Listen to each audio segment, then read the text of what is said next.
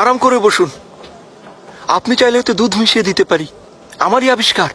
কফির তেতো স্বাদটা তখন আর থাকে না, খেতেও ভালো লাগে। প্রয়োজন নেই, আমাদের পানি দিলেই চলবে। আপনার যেমন ইচ্ছা। আমরা তো পান করেই যাচ্ছি, এটা পান করা হালাল কিনা কে জানে।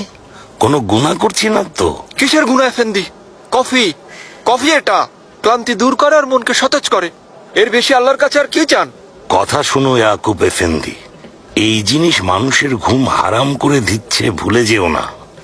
এতই জনপ্রিয় হয়েছে, মানুষ সারাদিন কফির দোকানে বসে থাকে। ঘরে ঘরে সকাল পর্যন্ত আলো জ্বলে। সকাল কখন হয় খবর নেই।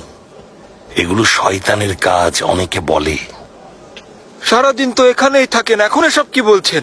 বাহানা, এসব বাহানা। আপনাকে দেখে বেশ বিজ্ঞ মনে হচ্ছে জনাব। আপনি কি বলেন, এটা পান করা হালাল? স্বাদ তো ভালোই, মস্তিষ্কের ক্লান্তি দূর করে তা সত্যি, কিন্তু আমার কথার গুরুত্ব কি? সবচেয়ে ভালো শাইখুল ইসলাম আবু সুদ এফেন্দি জানেন, ওনাকে জিজ্ঞেস করা যেতে পারে। বাদ দিন জনাব, আমি ওনার কথাই বিশ্বাস করি না। ভাই চুপ করুন, তওবা করুন। কেউ যদি শুনে ফেলে? আপনি কি আমাকে কোনো ঝামেলায় ফেলতে চান নাকি? আপনি আবু সুদ এফেন্দির কথা বিশ্বাস করবেন না কেন? ওনার জ্ঞান নিয়ে কি কোনো সন্দেহ আছে আপনার? না না, নেই। হোজা চেলেবি তো জ্ঞানের সমুদ্র, কিন্তু তিনি হুররাম সুলতান আর রুস্তম পাশার সাথে মিলে নির্দোষ শাহজাদার মৃত্যুর পরোয়ানা জারি করেছেন, এ কথা সবাই জানে। আপনি কিভাবে নিশ্চিত হলেন শাহজাদা মুস্তাফা অপরাধ করেননি?